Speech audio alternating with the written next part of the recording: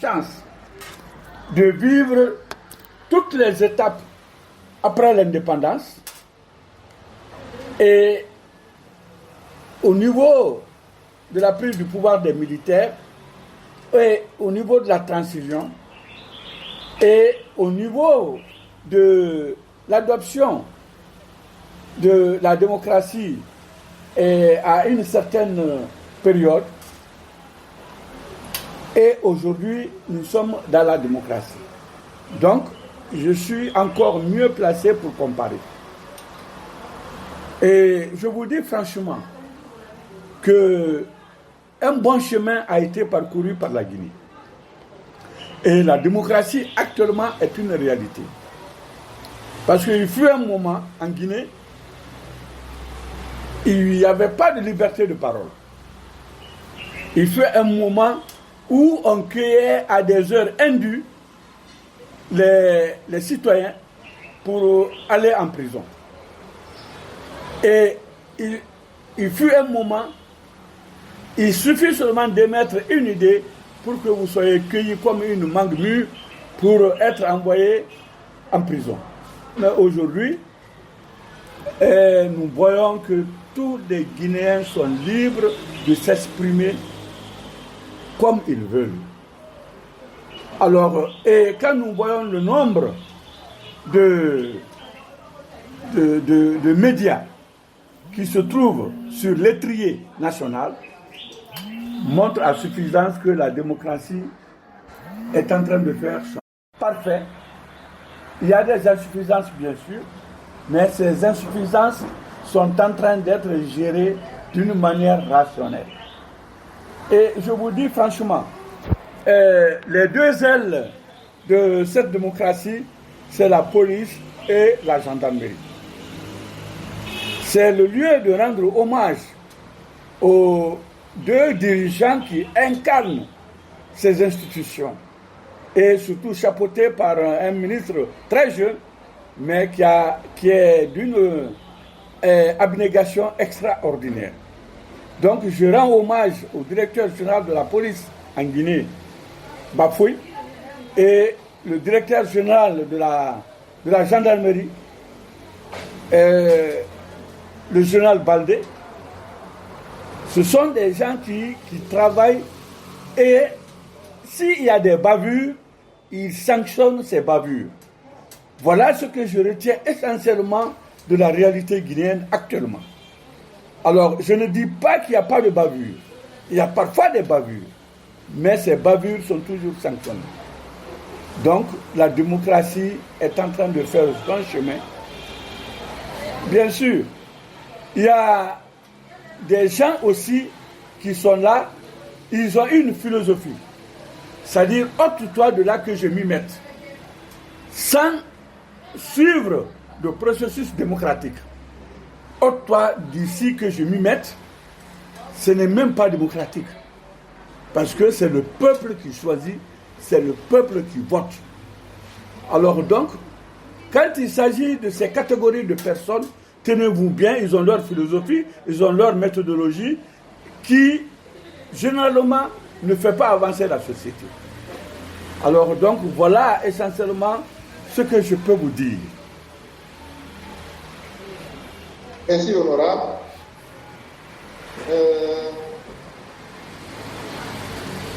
Et la thématique, au niveau de la... On a abordé les questions de la démocratie, vous venez de l'expliquer. Au niveau de la gouvernance, également, est-ce que vous avez des commentaires à faire?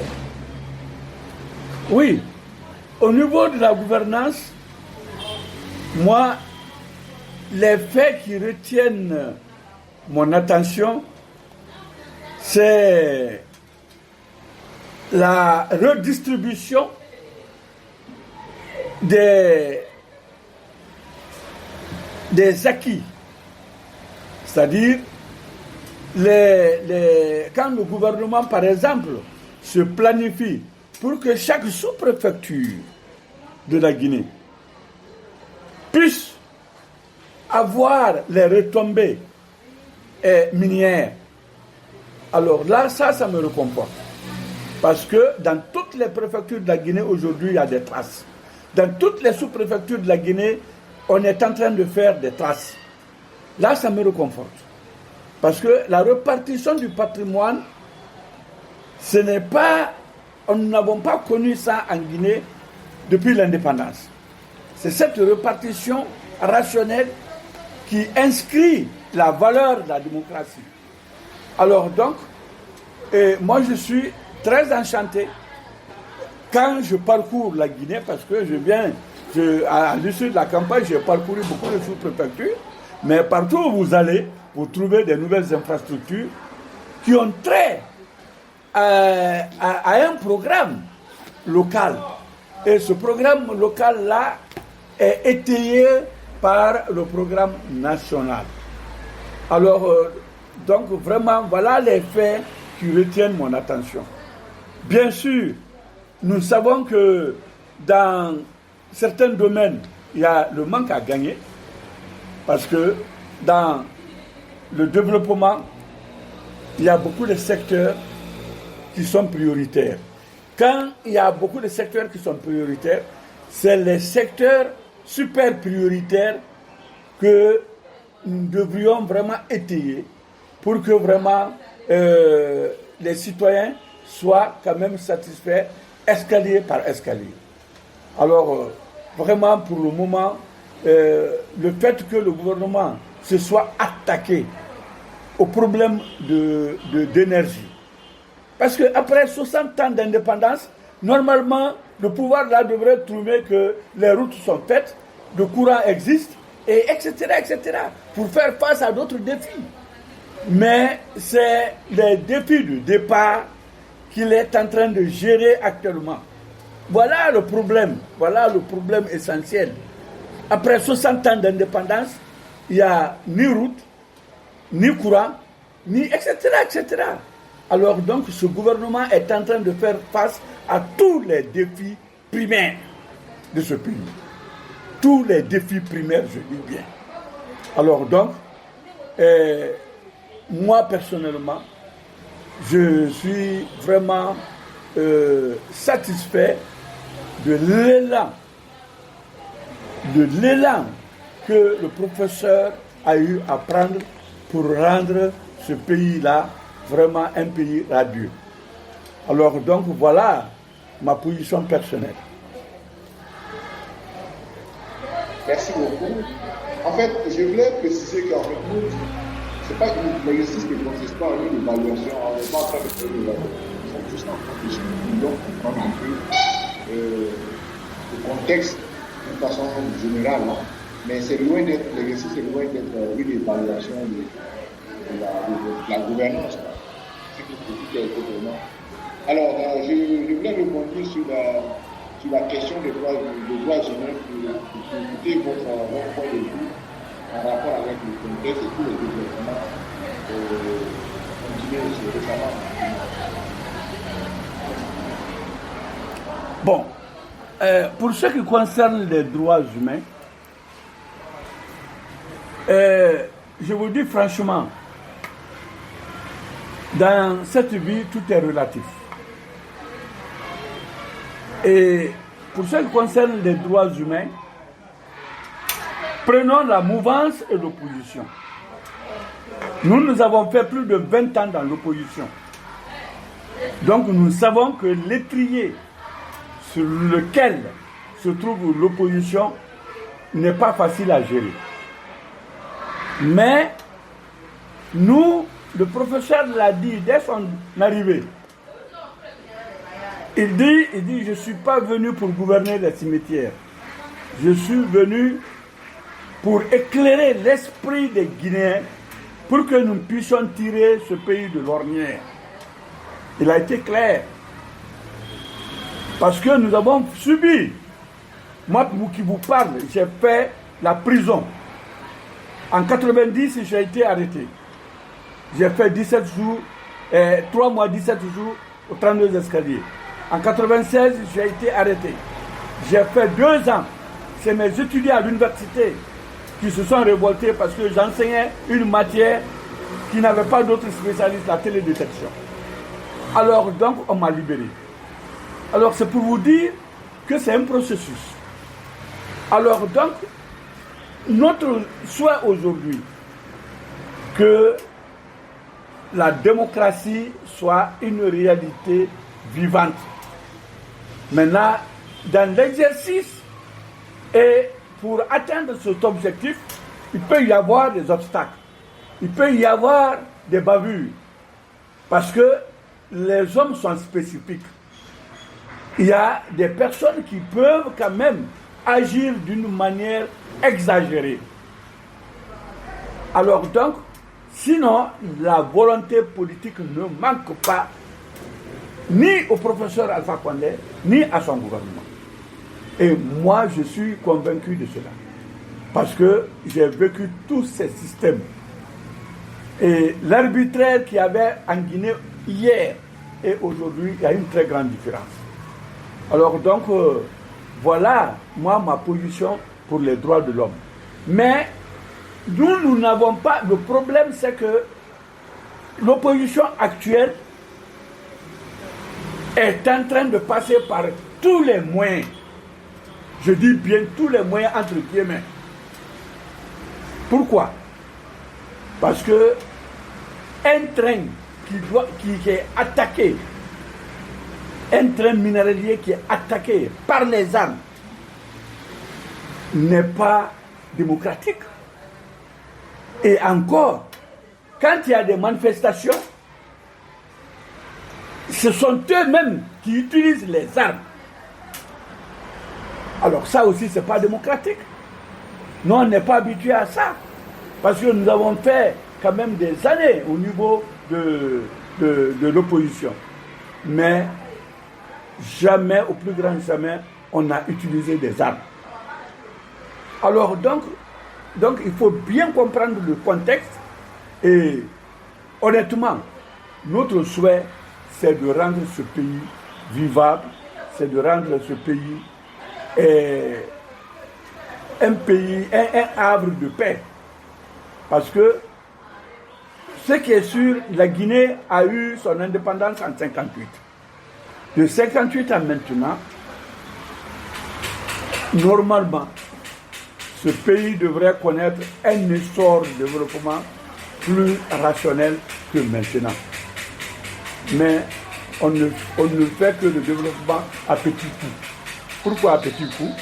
Parce qu'il y a la volonté politique de certains qui empêchent le développement rationnel. Alors voilà ce que je peux vous dire dans ce sens. Merci beaucoup, Laurent. Je pense qu'on va, sur cette question, je pense qu'on s'est largement compris. Est-ce que vous avez des commentaires à faire sur l'unité nationale? Est-ce que vous pensez que l'unité nationale s'est renforcée ou s'est dégradée par rapport aux années antérieures? Bon, l'unité nationale s'est dégradée. Ça, je vous le dis franchement. Pourquoi?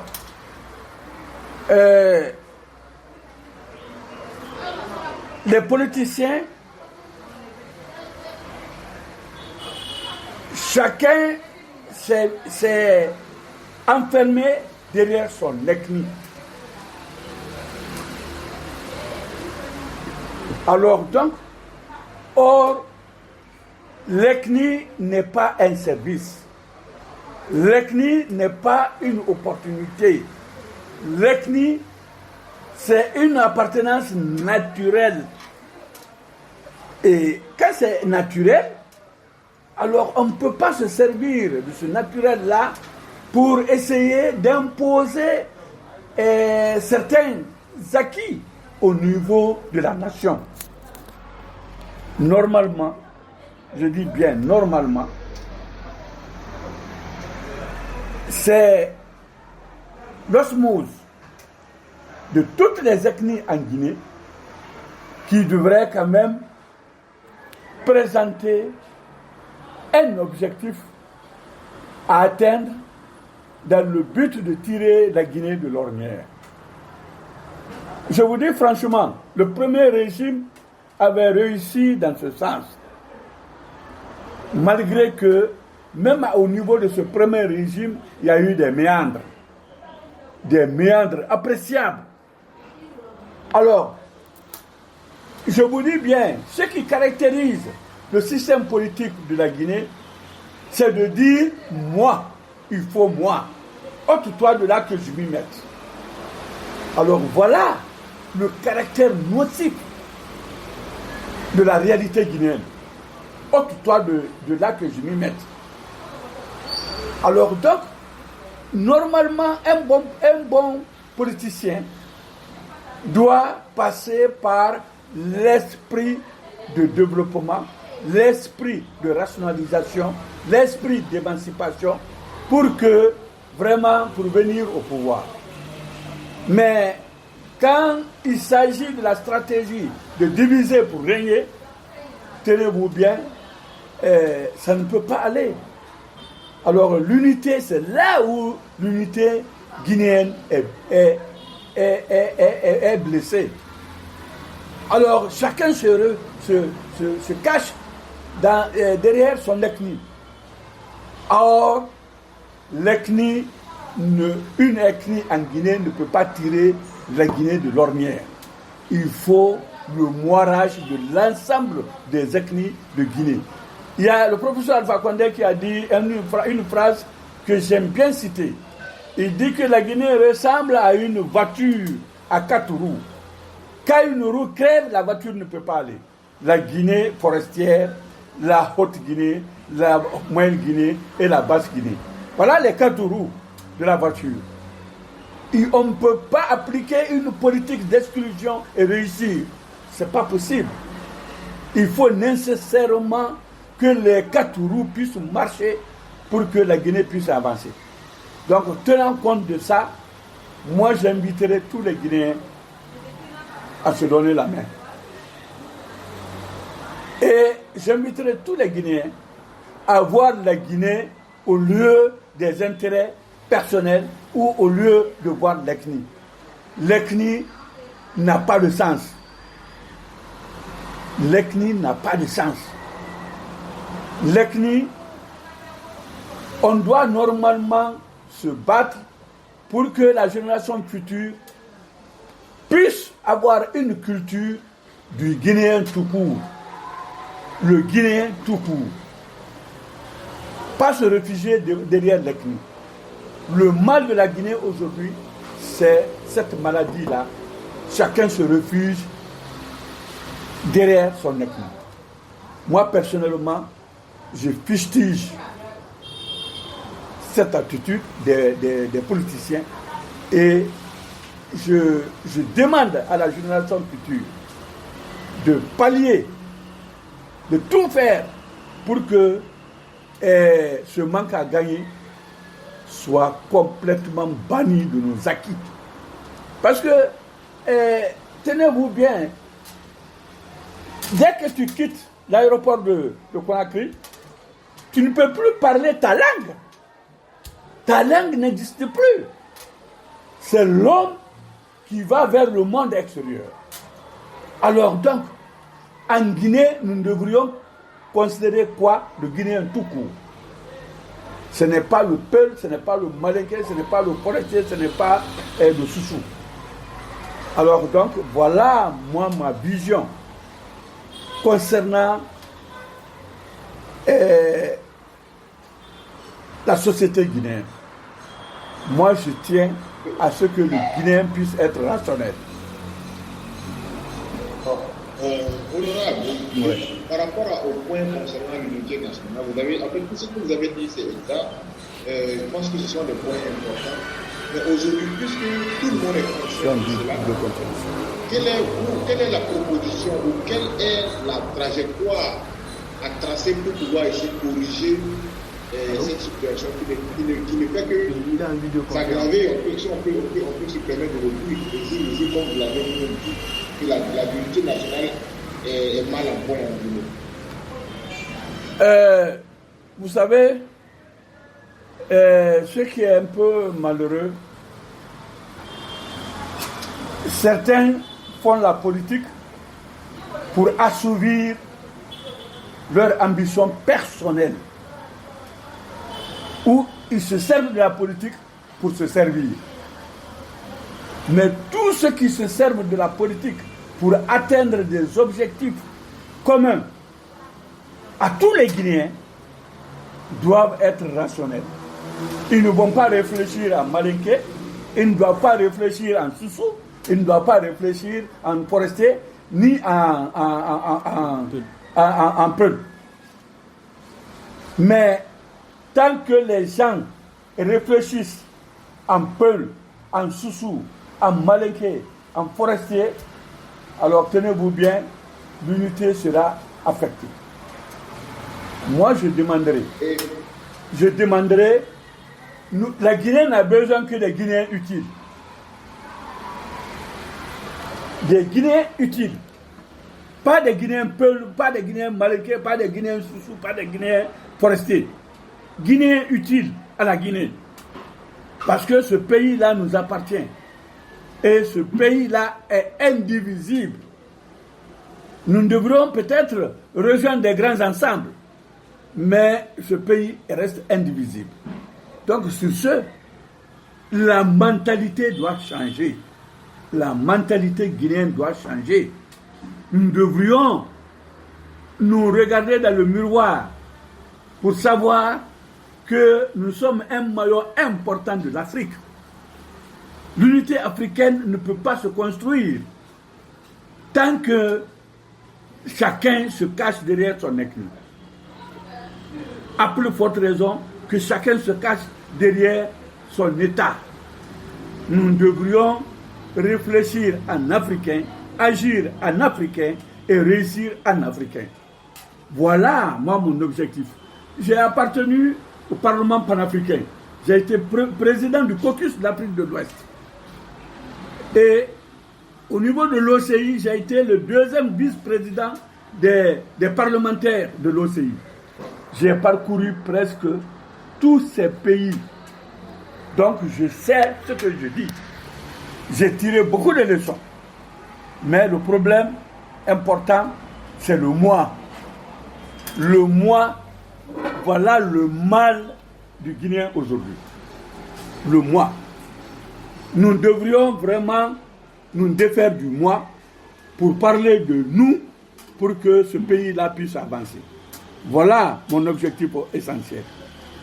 Merci honorable. En fait, c'est important, c'est très éloquent et quand je vous écoute, j'ai la chair de poule en fait. Il est question d'une prise de conscience, effectivement, une prise de conscience générale.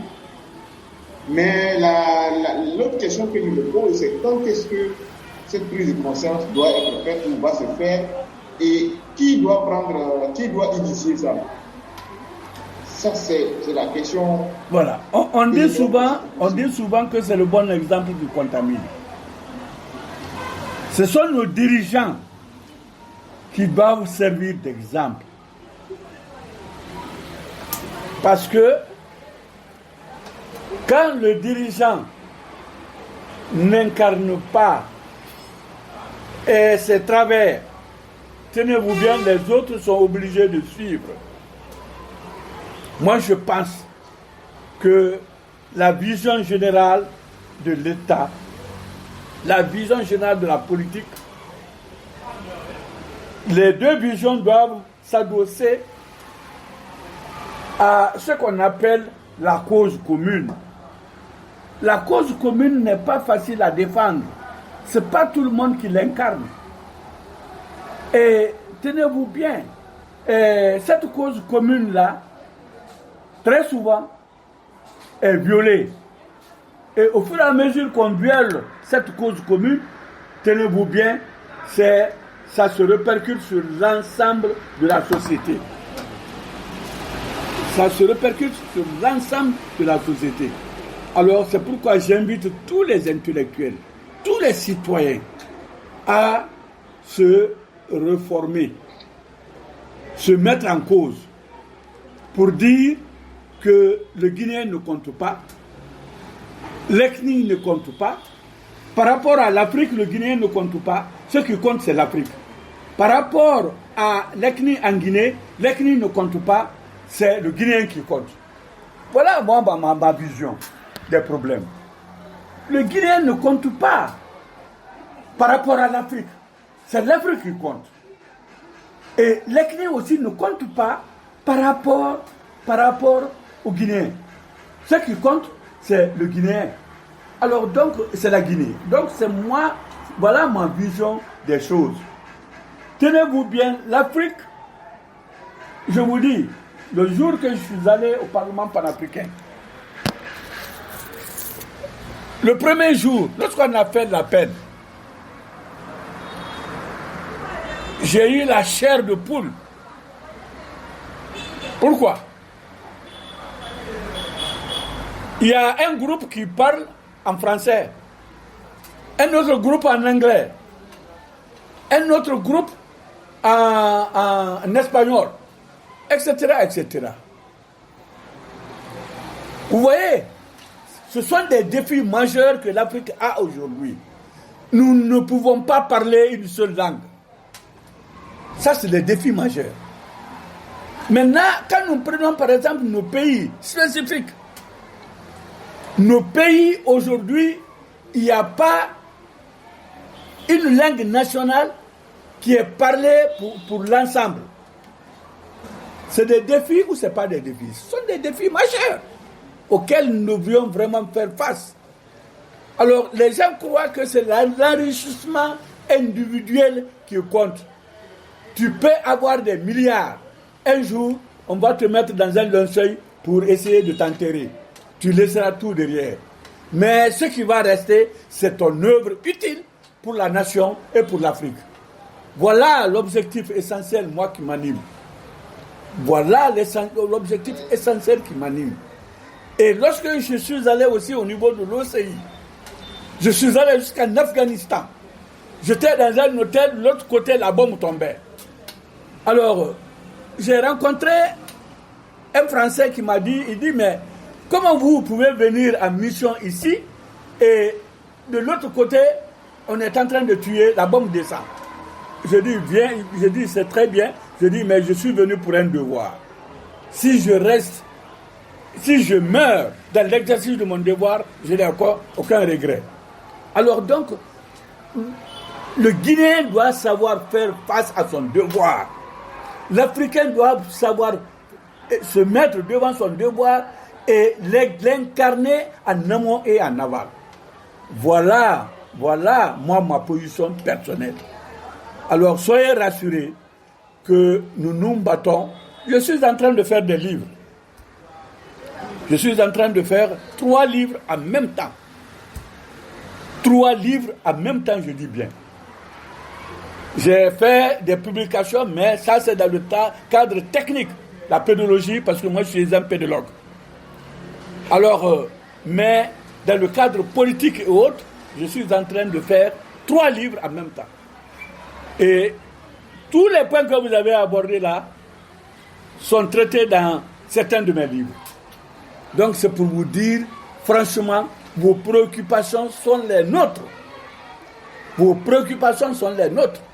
Parce que l'Afrique a besoin de se refaire. L'Afrique a besoin vraiment d'être innovée. Et l'Afrique a besoin d'être gérée rationnellement. Voilà les 3 leviers qui peuvent nous permettre de nous tirer de l'ornière. Voilà.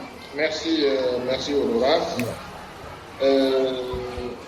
Permettez-moi de poursuivre sur des questions liées à la gestion de la chose publique, c'est-à-dire dans un état de droit, les institutions, l'équilibre des institutions, l'indépendance des institutions, l'exercice des libertés politiques. Comment vous caractérisez tout cela dans le contexte actuel? Reprenez la question. Je vais prendre 2 points. En fait, je parle de l'état de droit. L'état de droit en lien avec l'équilibre et l'indépendance des institutions. La gestion de la chose publique, l'exercice des libertés politiques. En fait, ce sont ces aspects-là que j'aimerais qu'on développe un peu Je veux savoir comment est-ce que vous les caractérisez dans le contexte guinéen actuel. Bon, la gestion, prenons la gestion.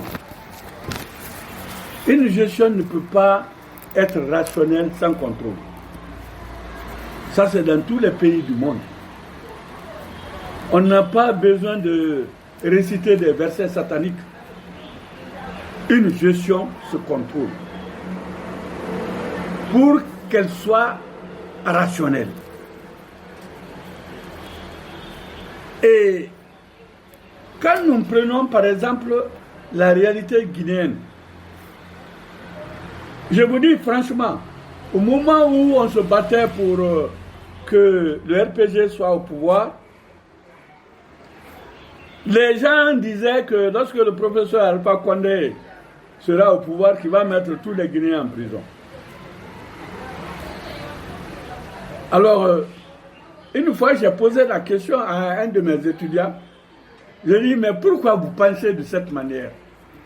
Il dit, mais moi j'apprends que à l'issue de vos réunions, que même si quelqu'un vient en retard, le professeur ne reçoit pas la personne. Je dis, mais c'est rationnel ou c'est pas rationnel? Il dit que c'est rationnel. Je dis, bon, la rigueur, sans la rigueur, tenez-vous bien, il y a l'ambition qui vient pour dévorer ce qui est rationnel. Il faut la rigueur pour que les ambitions soient orientées et d'une manière rationnelle. Donc, moi je pense qu'un pays sans rigueur ne peut pas avancer.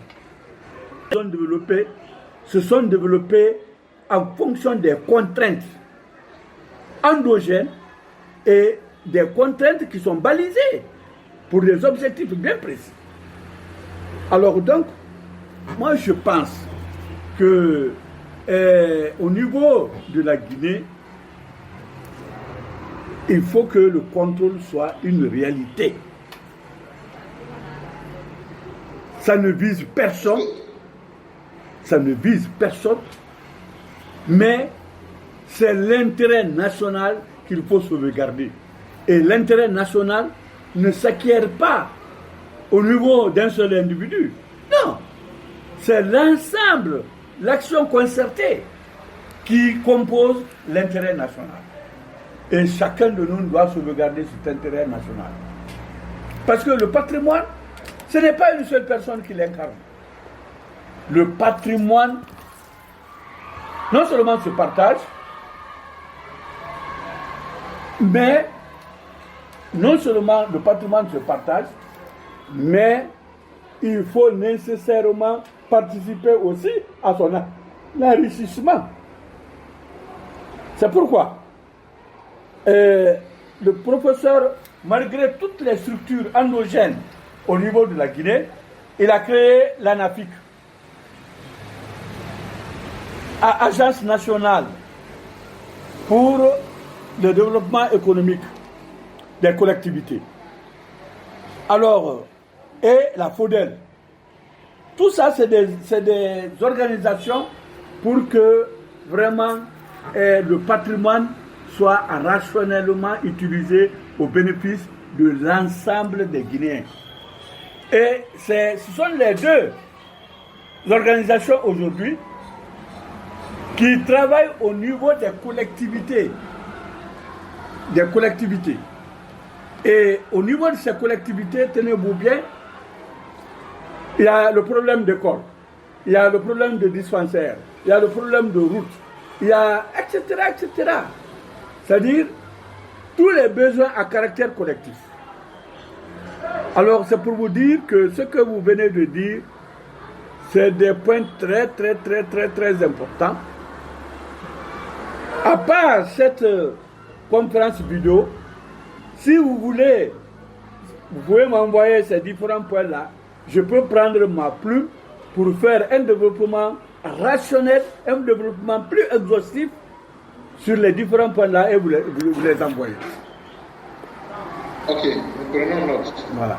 Merci. Je vais peut-être, on tend vers la fin de l'entretien. Ma dernière question va se rapporter, disons, aux recommandations. En fait, pour venir vous poser la question, je vais commencer par un petit commentaire pour dire que depuis un certain nombre d'années, le constat en Guinée, c'est que chaque fois qu'il y a élection, avant et après, il y a des contestations. C'est-à-dire, avant les élections, il y a des remous. Après les élections, il y a des remous. Mais jamais, il n'y a jamais eu, c'est-à-dire une assise nationale pour essayer de mettre sur la table tous les dossiers, tous les problèmes, discuter, trouver des solutions et se dire, bon, ça c'est notre contrat social, c'est-à-dire le contrat social entre Guinéens pour pouvoir avancer. Et c'est vrai qu'il existe la constitution, effectivement, mais il existe le code électoral. Et chaque fois qu'il y a élection, il y a toujours des contestations, il y a des accords qui se font. Par exemple, les accords de il y a eu d'autres accords et tout ça. Et chaque fois, ces contestations sont sur la table. Est-ce que vous ne pensez pas qu'il y a une nécessité de s'asseoir, vraiment, de mettre autour de la table tous les acteurs concernés, du bas jusqu'au haut, jusqu'au bas de l'échelle, pour discuter de tout cela d'une façon, sur une conférence nationale ou une assise nationale, pour pouvoir discuter de ça et que des solutions soient trouvées pour que à jamais tous ces problèmes restent derrière nous.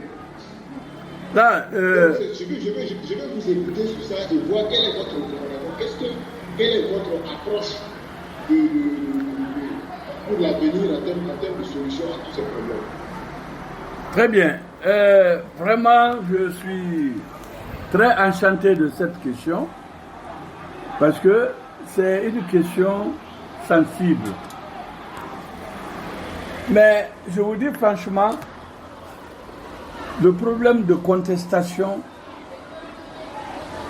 la pluralité politique est, si vous voulez, à un coussinet essentiel, c'est presque la contestation. Parce que il est très difficile. Vous n'appartenez pas à un même camp. Mais si un autre camp gagne, les autres, leur problème, c'est de contester. C'est ce qui se passe partout en Afrique. Il n'y a pas eu d'élection. Parce que moi, j'ai été observateur. Même en Namibie, je suis allé au compte de l'Union africaine. J'ai supervisé beaucoup d'élections. Mais il y a toujours contestation. Il y a toujours contestation. J'ai parcouru au moins 11 pays africains. Le temps que j'ai eu à faire au niveau du Parlement panafricain. Mais il y a toujours contestation. Mais ce qui compte, c'est la maturité politique des opposants. La maturité politique se base sur 3 éléments essentiels. C'est l'amour qu'on a d'abord pour le pays. C'est le sentiment que tu dois avoir pour dire « Ah, je ne dois pas brûler mon pays ». Et comment des propositions concrètes pour tirer un pays de l'ornière. Voilà les 3 éléments, à mon sens. Mais ce que nous voyons dans nos pays, c'est que les opposants, ce sont des opposants radicaux. Sans proposition. Je l'ai dit un peu plus haut. Je dis leur méthode, c'est ôte-toi de là que je m'y mette. De gré ou de force. Voilà leur philosophie. C'est ce qui fait qu'il y a dérapage dans beaucoup de pays. C'est ce qui fait que vraiment, il n'y a pas de compréhension essentielle. Alors, moi, j'invite les politiciens africains et particulièrement les politiciens guinéens de se mettre autour de la table autour de la table. Moi qui vous parle, j'ai été secrétaire à l'organisation de mon parti. J'étais à la tête de tous les mouvements de rue. Une fois, lorsque le professeur a été triché à l'issue d'une élection, 2, 3, troisième, nous on voulait brûler les pneus dans la rue. On voulait occuper, rendre ingouvernable le pays. Il nous a dit ce matin-là, il nous a dit qu'il n'est pas venu pour gouverner les cimetières. Mais lorsqu'il a dit ça, nous l'avons boudé. Moi qui vous parle, j'ai fait 1 mois sans chercher à le rencontrer. Mais après toute réflexion, j'ai vu qu'il a raison, qu'il a eu raison. Donc il n'a pas accepté du tout que nous puissions faire des actions rurales. Il n'a pas accepté. Alors c'est l'esprit patriotique là qui doit animer essentiellement nos opposants.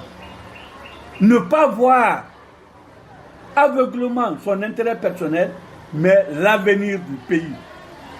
L'avenir du pays est au-dessus de tout. Et encore, il faut économiser les pertes en vie humaine quand on est un leader politique. Mais un leader politique qui se vante du nombre de morts, ce n'est pas un leader politique rationnel. Alors c'est ce qui fait la différence entre les hommes et les pays. Il y a certains pays où vraiment, quand tu vas, tout est pacifique. Tout est pacifique. Mais par exemple, il y a certains pays où il n'y a que la violence qui caractérise et les opposants, et les gouvernés, et les gouvernants. Alors moi, personnellement, j'invite tous les Guinéens à l'apaisement et au dialogue. Et ce n'est pas pour rien que le président tout dernièrement a demandé un cadre de dialogue. Alors moi, je suis pour ce cadre de dialogue. Parce que sans le dialogue, il n'y a pas de rationalité. Sans le dialogue, tenez-vous bien, il est difficile de définir le devenir d'un pays. C'est avec le dialogue qu'on peut se comprendre et agir ensemble. Et agir ensemble dans le bon sens.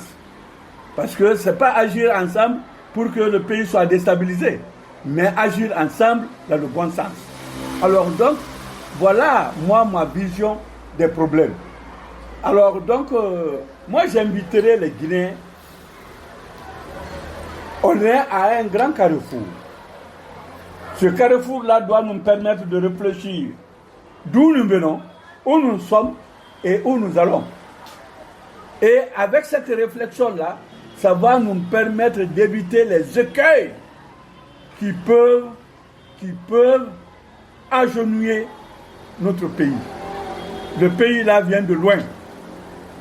Le pays-là vient de très loin. Mais ce qui est sûr, c'est que ce qui nous réconforte, les 2 tiers des Guinéens veulent vraiment que ce pays-là soit tiré de l'ornière. Il y a un de mes professeurs qui m'a dit que la Guinée ressemble à une vieille femme assise sur de l'or et en train de quémander. Nous avons assez de potentialité, et en richesse minérale et en richesse humaine. Mais on est encore très pauvre. Et pourquoi on est très pauvre? Cette question-là, chaque Guinéen doit se permettre de répondre à cette question. La Guinée est riche, mais elle ressemble à une vieille femme assise sur de l'or et en train de quémander. Alors, nous devrions réfléchir pour que ce pays-là puisse être tiré de l'ornière. Voilà ce que je peux vous dire sur ce point-là. Merci beaucoup, honorable. Donc, nous sommes à la fin de l'entretien. Nous allons faire bon usage des informations que nous avons collectées. Nous pensons qu'avec ces informations, nous pouvons formuler de grandes recommandations dans le cadre du rapport que nous avons adressé à l'USAID. Pour finir, je voulais vous demander de nous aider à avoir les contacts parce que nous voulons aussi parler avec quelques personnes au niveau de collectivités, au niveau de communes. Par exemple, si vous avez des fédéraux, surtout pour Conakry, si on peut avoir des contacts de gens à Matoto ou à Matoma, et à Cancan et à Labé. Parce qu'on veut aussi interroger, discuter un peu avec des gens à Labé et à Cancan. Donc, très bien. Est-ce que vous avez des contacts? Oui, bon, nous avons des contacts, mais au siège du parti. Je vais. Vous avez votre email, non? Si, on vous a envoyé un email, oui. Voilà, bon, donc à partir de l'email là, dès demain, je vais me rendre au siège du parti, recenser toutes les coordonnées téléphoniques et vous les envoyer et les noms. Ça, les fédéraux surtout, ça pourra oui, je le ferai. Nous aider aussi pour relayer les informations pour dire que il y a une équipe qui va les contacter pour échanger avec eux. Et comme déjà vous avez été la première personne avec qui nous avons eu la contact, vous connaissez déjà les thématiques, les questions que nous allons aborder. Donc, d'une façon aussi de les préparer. Non, soyez rassurés qu'ils seront disponibles à vous écouter et à vous répondre. Merci beaucoup, honorable. Voilà, dès demain, je passerai au siège pour avoir toutes les coordonnées et vous les envoyer. Merci beaucoup. Mon collègue Sekou va suivre avec vous. Oui. Pour pouvoir essayer de collecter l'information. Très bien. Merci, honorable. On va vous quitter en vous disant très bonne journée et du courage avec les 3 livres. Nous attendons avec impatience de voir les 3 livres que vous avez publiés. Non, s'il plaît à Dieu, d'ici la fin de l'année, je ferai ça. Merci beaucoup, honorable. Merci beaucoup. Merci à vous. Merci bien. Oui. Merci bien. Passez une excellente journée. Merci oui. beaucoup.